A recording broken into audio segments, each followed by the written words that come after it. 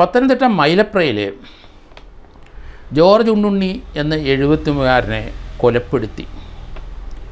മൈലപ്രയിൽ സ്വന്തമായി കച്ചവടം ചെയ്യുന്ന 10-12 വർഷമായി അവിടെ കച്ചവടം ചെയ്യുന്ന വ്യക്തിയാണ് ജോർജ് ഉണ്ണുണ്ണി. 1/2 കിലോമീറ്റർ അപ്പുറത്ത് തന്നെയാണ് താമസവും. ഈ കടയിൽ അദ്ദേഹം കഴിഞ്ഞ ശനിയാഴ്ച ഉച്ചയ്ക്ക് ശേഷം കടയിൽ വന്ന ഒരു പയ്യൻ അദ്ദേഹത്തിനെ കണ്ടില്ല. വൈകിട്ട് സാധാരണഗതിയിൽ 6 മണിക്ക് അടച്ച് പോകും. ഈ പയ്യൻ ഒരു 3-4 മണിക്ക് വന്നു എന്ന് തോന്നുന്നു കടയിൽ. അന്നേരം ജോർജ് ഉണ്ണുണ്ണി ചേട്ടനെ കാണാനില്ല. അദ്ദേഹം അകത്ത് നോക്കി. അകത്തെ മുറി ഒരു ഫോട്ടോസ്റ്റാറ്റ് കടയാണ്, ഒരു ഫോട്ടോസ്റ്റാറ്റ് റൂമാണ്. നമ്മൾ കേട്ട വാർത്ത അദ്ദേഹത്തിന് ഒരു കസേരയിലിരുത്തി കയ്യും കാലും കെട്ടി വായിക്കകത്ത് തുണി കുത്തി തിരികെ കഴുത്ത് മുറുക്കി കൊന്നു എന്നാണ് നമ്മൾ കേട്ടുകൊണ്ടിരുന്നത്. എന്നാൽ യഥാർത്ഥത്തിൽ അങ്ങനെയല്ല ഉണ്ടായെന്നാണ്. അദ്ദേഹം കടയ്ക്കുള്ളിൽ ഒരു ഫോട്ടോസ്റ്റാറ്റിൻ്റെ മുറിയുണ്ട്. ആ മുറിയുടെ തറയിലാണ് കിടക്കുന്നത്. കൊല്ലപ്പെട്ട് കിടക്കുകയാണ്. വായിക്കകത്ത് തുണി കുത്തി തിരികിയിട്ടുണ്ട്. ഒരു പുതിയ തോർത്തും ഒരു പുതിയ ലുങ്കിയും അവിടെ വന്നിട്ടുണ്ട്. അദ്ദേഹം സാധാരണ ഷർട്ടും ലുങ്കിയാണ് ഉടുക്കുന്നത്. വന്നയാൾ പുതിയ തോർത്തും പുതിയ ലുങ്കിയും വാങ്ങിച്ചുകൊണ്ടാണ് വന്നിരിക്കുന്നത്. ഫോട്ടോസ്റ്റാറ്റ് മുറിയിൽ തറയിലാണ് കിടക്കുന്നതെന്നാണ് ഇപ്പം മനസ്സിലാകുന്നത്. നേരത്തെ അത് കസേരയിലിരുന്നു കയ്യും കാലും കെട്ടി അദ്ദേഹത്തിൻ്റെ വായിക്കകത്ത് തുണി കുത്തി തിരികി കഴുത്തിനകത്ത് കൈലി കൊണ്ട് മുറുക്കി ശ്വാസം മുട്ടിച്ച് കൊന്നു എന്നാണ് നമ്മൾ മനസ്സിലാക്കിയിരിക്കുന്നത്. പക്ഷേ യഥാർത്ഥത്തിൽ അങ്ങനെയല്ല സംഭവം. അദ്ദേഹം ഫോട്ടോസ്റ്റാറ്റ് എടുക്കുന്ന ആ മുറിയിൽ തന്നെയാണ്. ആ കടയ്ക്കുള്ളിലുള്ള ഹാർഡ് ഡിസ്ക് ഈ വന്നവർ കൊണ്ടുപോയിരിക്കുന്നു. അപ്പോൾ ടെക്നോളജിക്കലായിട്ട് സ്വല്പം അറിവുള്ള ആൾക്കാരാണ്. പക്ഷേ പോലീസ് എങ്ങും എത്തിയില്ല. അവിടെ വന്ന ഓട്ടോറിക്ഷയിൽ വന്നിറങ്ങിയ 2-3 പേരെ ആ സമയത്ത് അവരെ ചോദ്യം ചെയ്തു വിട്ടോ ഇല്ലയോ നമുക്ക് സംശയമാണ്. എന്തായാലും ശരി, ഈ കേസിൻ്റെ മോഡസ് ഓപ്പറാൻഡി നോക്കിക്കഴിയുമ്പോൾ അദ്ദേഹത്തിന് പരിചയമുള്ളോ അല്ലെങ്കിൽ പരിചയമില്ലാത്തോ അല്ലെങ്കിൽ ഇത് മനസ്സിലാക്കിയ അദ്ദേഹം സാധാരണഗതിയിൽ രാവിലെ കട തുറന്നു കഴിഞ്ഞാൽ പിന്നെ 6 മണിക്ക് പോകും. വീട്ടിൽ നിന്ന് ഉച്ചയ്ക്ക് ചോറ് കൊണ്ടുവരും. അവിടെ സതി എന്നൊരു പയ്യൻ വന്നപ്പോഴാണ് ഇദ്ദേഹം മരിച്ചു കിടക്കുന്നത് കണ്ട് ആളെ വിളിച്ചു കൂട്ടി. അടുത്തുള്ളവർ വന്നു. അവരെല്ലാവരും വന്ന് നോക്കിയപ്പോഴാണ് കയ്യും കാലും കെട്ടിയിട്ടുണ്ട്, തറയിലാണ്. വായിക്കകത്ത് തുണി കുത്തി ഉള്ളിലേക്ക് തിരികെ കയറ്റി വെച്ചിട്ടുണ്ട്. കഴുത്തിൽ തീർച്ചയായിട്ടും ആ ലുങ്കി കൊണ്ട് കഴുത്തിനകം കഴുത്ത് മുറുക്കി കഴുത്തിൽ ചില പാടുകളുമുണ്ട്. അദ്ദേഹത്തിൻ്റെ കഴുത്തിൽ 8 പവൻ്റെ ഒരു മാല, 9 പവനുണ്ടെന്നൊക്കെയാണ് കേട്ടത്. 8 പവന് വർഷങ്ങളായിട്ട് ഇടുന്നതാണ്. അപ്പോൾ ആ മാല പോയിരിക്കുന്നു. എപ്പോഴും 1 ലക്ഷം രൂപയെങ്കിലും അവിടെ ക്യാഷ് കാണും.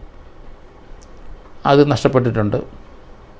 ഏതായാലും അദ്ദേഹത്തിന് കൊന്നത് മാലയ്ക്കും പണമെടുക്കാൻ വേണ്ടി തന്നെ. മാല 8 പവനപ്പോൾ എങ്ങനെ പോയാലും 3-4 ലക്ഷം രൂപയുടെ മാലയാണത്. 4 ലക്ഷം രൂപ വിറ്റാൽ കിട്ടും. കടയിൽ നിന്ന് പണം എത്രത്തോളം അദ്ദേഹം സൂക്ഷിച്ചിട്ടുണ്ടെന്ന് അറിയില്ല. എങ്കിലും എപ്പോഴും 1 ലക്ഷം രൂപ ക്യാഷ് അവിടെ കാണും എന്നാണ് പറഞ്ഞു കേൾക്കുന്നത്. അദ്ദേഹത്തിൻ്റെ മകൻ അവിടുത്തെ കോർപ്പറേറ്റീവ് ബാങ്ക് സെക്രട്ടറിയാണ്. നല്ല ആരോഗ്യമുള്ള ആളാണ്. അദ്ദേഹത്തിനെ കീഴ്പ്പെടുത്താൻ ഒന്നിൽ കൂടുതൽ ആൾ വേണം. അതുകൊണ്ട് മിനിമം 2 പേര് ഇതിൻ്റെ അകത്തില്ലാതെ പറ്റില്ല. പക്ഷേ ഫോട്ടോസ്റ്റാറ്റ് മുറി കിടക്കണമെങ്കിൽ ഫോട്ടോസ്റ്റാറ്റ് എടുക്കാൻ ആരെങ്കിലും വരണം. ഏതായാലും പോലീസ് അത് നോക്കിയോ നമുക്കറിയില്ല. ഫോട്ടോസ്റ്റാറ്റിലെ പഴയ മോഡലാണോ പുതിയ മോഡലാണോ ആ ഫോട്ടോസ്റ്റാറ്റ് മെഷീൻ എന്നറിയില്ല. ഫോട്ടോസ്റ്റാറ്റ് മെഷീൻ എടുത്തു കഴിഞ്ഞാൽ അതിൻ്റെ ടൈമും അതിൻ്റെ ഡേറ്റും റെക്കോർഡ് ചെയ്യുന്നുണ്ടോ എന്ന് നോക്കണം. അത് റെക്കോർഡ് ചെയ്യുന്നുണ്ടെങ്കിൽ ആ ടെക്നോളജിക്കലായിട്ടുള്ള ആ അറിവ് നല്ലതായിരിക്കും. അതിൻ്റെ ഇനി സ്ക്രീൻ ചെയ്താണ് നമുക്കറിയാം ഫോട്ടോസ്റ്റാറ്റ് എടുക്കുന്നത്. അത് ഇനി എക്സ്പെർട്ടിന് അതിനകത്തുനിന്ന് ഒരു പ്രിൻ്റ്, ലാസ്റ്റ് എടുത്ത പ്രിൻ്റ് ലഭിക്കാൻ സാധ്യതയുണ്ടോ കൂടെ പരിശോധിക്കണം പോലീസ്. കാരണം അതിൻ്റെ കണ്ടൻസ് എന്തെങ്കിലും മനസ്സിലാവുന്നെങ്കിൽ നമുക്ക് ചില ഗുണങ്ങൾ അന്വേഷണത്തിന് അത് സഹായിക്കും. ടൈം ഉച്ച കഴിഞ്ഞായിരിക്കണം, 2 മണിക്ക് ശേഷമായിരിക്കണം ഈ സംഭവം നടന്നിരിക്കുന്നത്. കാരണം അദ്ദേഹം വീട്ടിൽ നിന്ന് ചോറ് ഉണ്ടിട്ടുണ്ട്.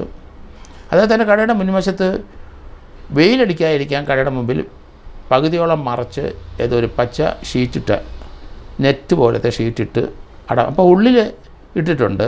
അതുകൊണ്ട് ഉള്ളിൽ നടക്കുന്ന റോഡിൽ കൂടെ പോകുന്നവർക്ക് അത്ര വ്യക്തമായിട്ട് കാണാൻ ഒക്കില്ല.